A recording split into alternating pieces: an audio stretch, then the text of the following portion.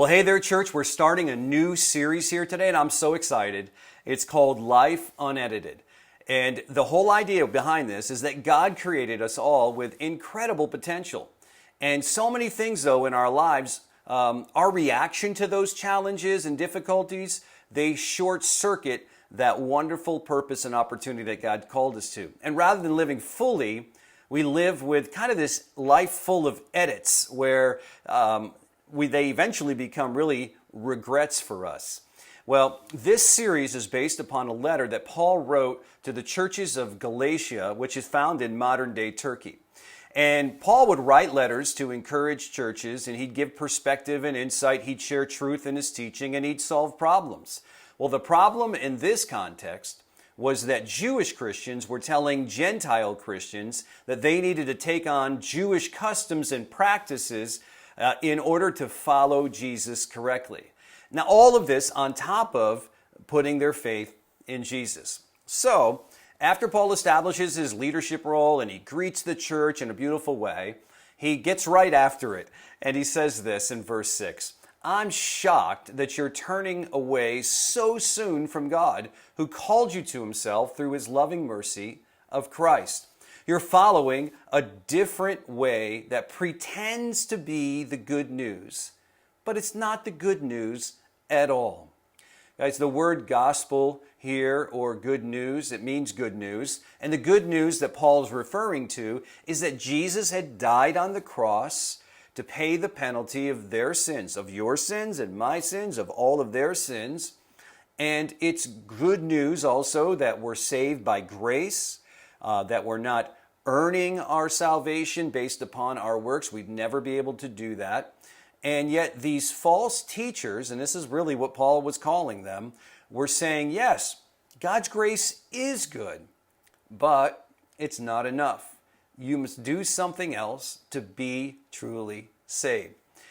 But the true gospel is that Jesus plus nothing equals everything. So these first century Christians, they were in it. They were in it deep. I mean, they found themselves on the outside looking in their own culture. Many times they were misunderstood. They certainly were persecuted just for their faith. They were pressured from the outside to conform to the outside ways. And now they find themselves being pressured from the inside to be following a false gospel, as Paul would call it. Now today, we're going to talk about the dangers of being pressured into something. And today we call that peer pressure. Another way that we call this also is people pleasing, right? So, how do you know if you are a people pleaser? Some of you might be able to identify it right away. Others of you going, I'm not sure. So let's run through a few scenarios. How about this one? If you worry a lot about what other people are thinking or what they're saying, about you, you might be a people pleaser. If you act differently around different groups of people, you might be a people pleaser. If you do something that someone asked you to do, but in turn you find yourself kind of resenting it or them, you guessed it, you might be a people pleaser. You know, when you are a people pleaser, there's one person who's never happy, and that person is you. So part of being a people pleaser is really, foundationally, is that you want to be liked. And who doesn't want to be liked, right? I think normal people want to be liked. And so, the fact is that people pleasing affects your life, though, in a tremendous way. It affects what you say, whether you say yes or no to something. It affects how you feel a lot of times. There's a lot of anxiety related around it. And in some cases, that might even affect the food that you eat. You'll be pressured into eating different things. So, guys, I think this happens all the way. It starts in childhood, knowing what brings approval to parents and how to navigate that. But doesn't it really take off in middle school and high school? I mean, I think that's where it really ramps up, and we just want to fit in with our friends. We don't want to be on the outside looking in. And so we want so badly to be liked and accepted. And a lot of these times, we know the right thing to do, And yet sometimes we're pressured, just too afraid to do the right thing, and we'll fall into that peer pressure or into people pleasing. But here's the thing, guys. This is why we're talking about this today. If you don't deal with this, you're going to be miserable throughout your life. Because whether people mean it or not, they're going to manipulate you, cajole you, and pressure you to do things that you know you shouldn't do, that you know isn't really the best thing to do. So what's kind of interesting is Paul kind of had this settled in his life. He'd gone through the process of this, and he alludes to this in Galatians 1:10, where he says this, obviously, I'm not trying to win the approval of people, but of God. And if pleasing people were my goal, there's no way I could be Christ's servant. Now, this doesn't mean that we walk through life completely ambivalent of others. Paul loved people. Paul sacrificed for them, and ultimately, he even gave his life.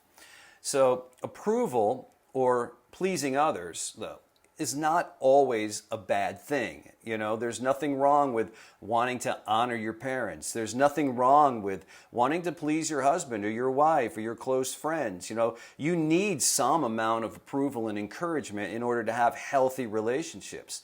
And let's face it, on the other side of things, if you're only living for yourself, well, that makes you a narcissist. And that's a whole nother problem, maybe a whole nother message. But here's the issue. Like all of God's good gifts, the need for approval can be misused if it's not handled correctly. This reminds me of what the writer of Proverbs said in Proverbs 29:25. He said, the fear of other people, the opinion of other people, disables us. It disables us. Seeking approval, above all else, can disable, or in the context of our series today, it can edit us, right? It can keep us from living to our fullest divine potential because it causes us to miss out on God's purpose for our life. And if we're always editing, if we're always shortcutting, if we're always trying to placate everybody in every situation, we're going to miss out on what God has planned for our lives. And envy and peer pressure, those are some things that can really derail us from our calling. This reminds me of the story that my dad once told that has really impacted me. And it goes all the way back to his calling. My dad had been in the trades, and him and my mom were highly involved in a local church. And they had, through their Christian growth, really my dad sensed this very strong calling within him to leave his career and to go to seminary and to become a pastor, to plant a church where there was no church, and to pastor that church. And this was a real strong calling that he had, but he had a huge challenge in front of him because the people that he respected the most in his whole life were his in-laws, his father-in-law and his mother-in-law. They had done so much for him and my mom to help them get started in life. They'd helped him in his career, to help him get moving, to help him get going. They had sacrificed for him. They'd done all this stuff in their life to help them just get a strong foundation. And my dad had to go to them and tell them that he was going to take their daughter and their grandkids, and they were going to move halfway across the nation, and they were going to spend several years in seminary, only to come back ultimately, hopefully one day, not in the trades, but as a pastor. Well, you can imagine how that conversation went. It did not go well.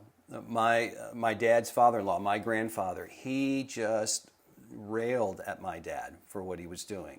He called him the biggest fool in the world. This was hard for my dad to hear. This is the person he respected most in his life was calling him a fool for following after God. So my dad, in this moment, had a real big decision to make. Am I going to just approve, trying to please my father-in-law, or am I going to please God? And so he ended up making the hard choice to please God, and he moved his family away and ultimately started Fellowship Church. And these are those moments, guys, where if different decisions were made, different outcomes could have happened, right?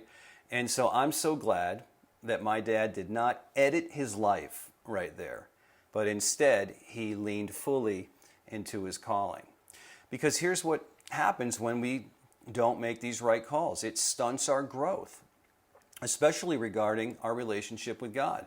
And we find ourselves living simply by sight, just like everybody else does, rather than by faith. And look, to be human is to wrestle with this. The nation of Israel wrestled with this in the Old Testament. Peter succumbed to this on the night that Jesus was crucified. He denied Jesus 3 times.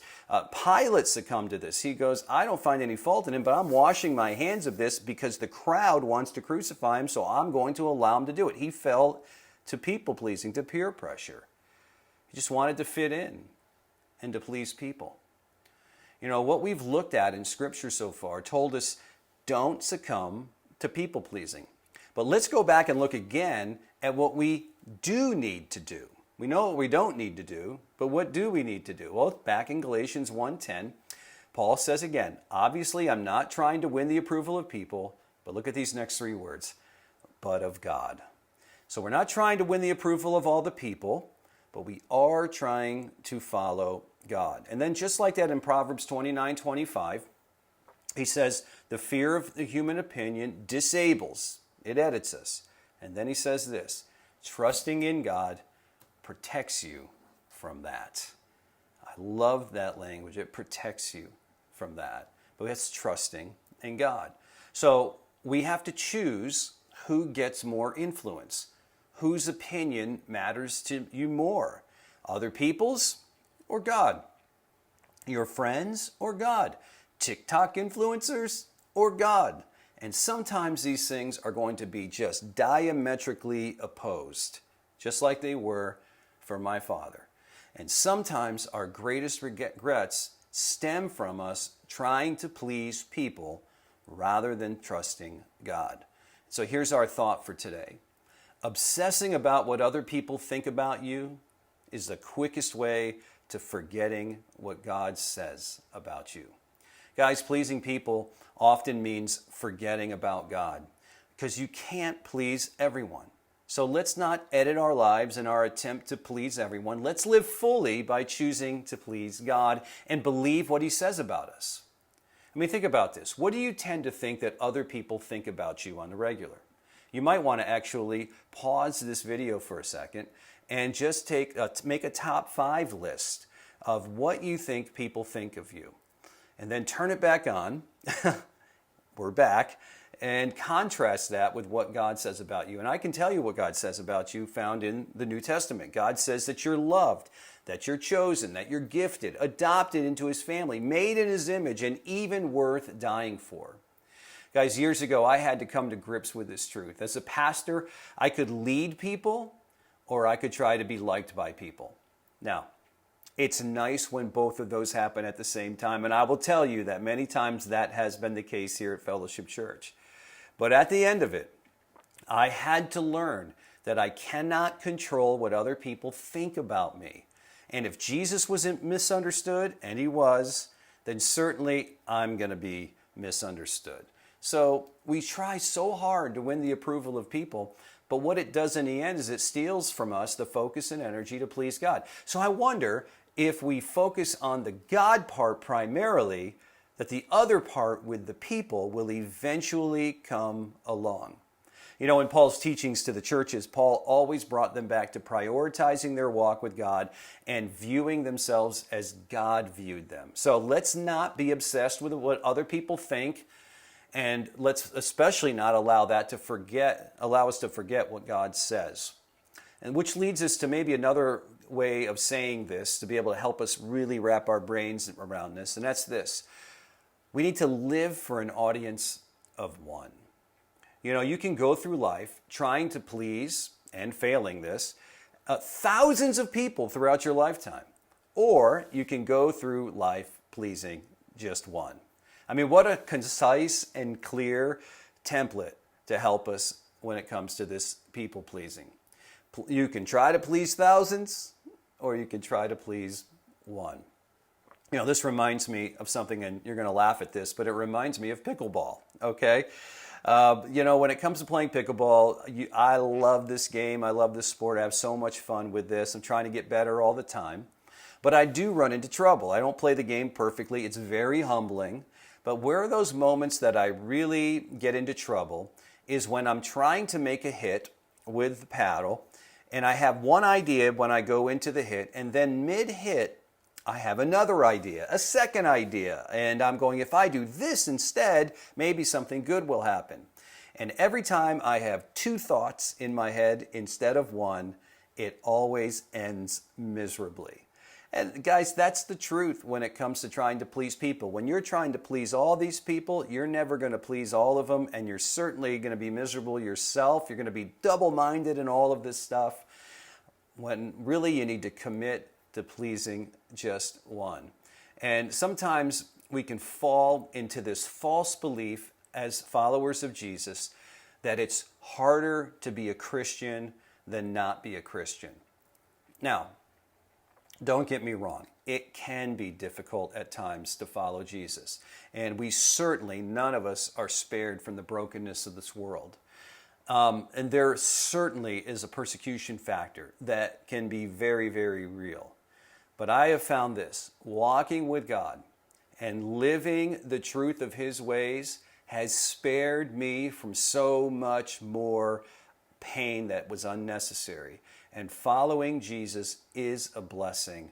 The results are so much better than not walking with God, which can be absolutely brutal. And many of us, we have our own stories that can attest to that truth. And so sometimes we think, oh man, following God, that's the hard thing. But really, following God and living for His approval is really the best thing. We follow God by allowing Him to restore our souls, to transform our hearts, and to renew our minds by changing the way that we think. And when you have a fear of disapproval, a fear of rejection, you're going to feel all kinds of unnecessary pressure and anxiety. So I'm learning as I age through life that I'm never going to make everybody happy. Even God can't make everybody happy. So I don't need everyone's approval to be happy and at peace in my life. Happiness is a choice. Something that's helped me is what Jesus said, and John recorded this in John 4. He says, "My nourishment comes from doing the will of God who sent me and from finishing His work." Guys, Jesus sets us free from approval addiction and the expectations of others with that simple statement. He taught us to have a broader perspective, an understanding that you're not going to make everybody else happy. You can't do things and exhaust yourself to do that. You have to live for an audience of one, the will of God in your life and finishing that work. Guys, you can see it here. He just removes himself from the pressure of that moment, and he takes on an eternal perspective. And the whole thing is what seems so important right now is only temporary.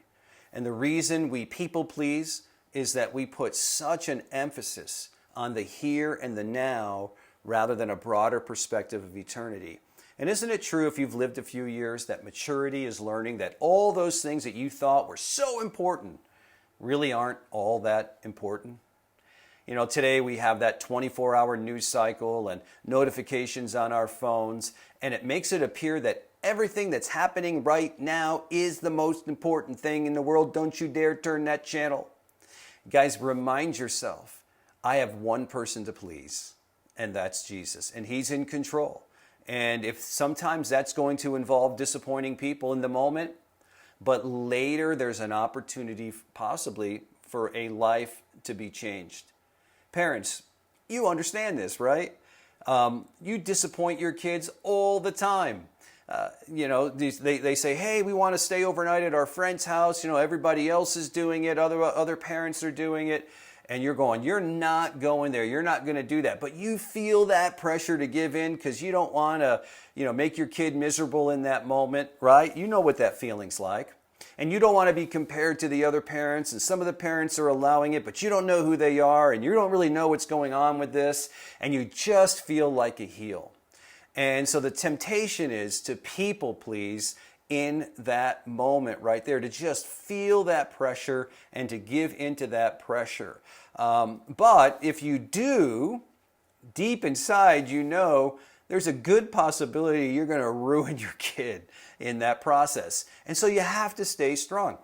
And if you live to see it, as a kid grows up, and you're preparing them for adulthood, one day, just one day, they might come back to you and say, I am so glad that you stood up and had me do this or not do that. It really was an asset to my life. They may not thank you in that here and now moment, but they may circle back and say thank you later. Guys, this reminds me of the story that I told you earlier about my dad. Ultimately, of course, he chose to please God. Fellowship Church is here. Well, fast forward from that conversation to near the end of my grandfather's life. He was lying on his deathbed in the hospital just days before he succumbed to death.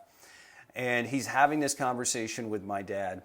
And he pulls my dad close in that moment. And he says to him, he goes, you remember when you told me that you were going to pull the family away from us and your whole career, you were going to just leave that and go be a pastor? And my dad goes, yeah, I remember that day. He goes, you remember how I was just told you were a fool for doing that? And he goes, oh, I remember being called a fool by you. Yes, I could not forget it. My grandfather looked at my dad and he goes, you made the right call when you did that. He goes, I want to tell you, you have a beautiful life with your family. You've got a legacy of changed lives. And don't you know that my grandfather ultimately gave his life to Jesus himself, all through the example and the stick-to-itiveness and my dad living for an audience of one. So guys, God created and he called you to be you. He's got a calling on your life. And when it's all said and done, the question's going to be, did you live to your fullest divine potential, or was your life just full of edits? Guys, this is going to change who you try to impress when you think about things from an eternal perspective, because one day I'm going to give an account for my life. You're going to give an account for your life. So don't let the world around you squeeze you into its own mold. God's purpose and plan for your life is good. And if Jesus' opinion matters more than anyone else, then you need to make sure that you know him and that you have a relationship with him. And if you have never said yes to Jesus, today's the day for you to do that, to make that call and to say, Jesus, come into my life. Forgive me of my sins. I believe that what you did on that cross, when you died on the cross, you paid the penalty of my sins, and that when you rose again from the dead, you proved that you were the Son of God. And I surrender my life to you. I want to live for an audience of one, not for an audience of thousands and thousands of people with all kinds of different opinions and ideas. And so I hope that you'll give your life and surrender your life to Jesus, and it will be the best life that you can live. So guys, let's make a commitment to not edit our lives this fall. Let's make a commitment to live fully for God, not for all these other things that are out there, but let's show some wisdom. Let's show some discernment. Let's show some courage, and let's live for Jesus rather than for the approval of all these other situations and scenarios in our life. And I think if you do that, you're going to have more love in your life, more peace in your life, you're going to have more joy in your life, and you're going to have a sense of poise in your life, less anxiety. God's going to do something great. You're going to be on mission for him. So I hope that you'll do that. I'm praying for you. I'm rooting for you. And let's meet back again here next week. God bless you.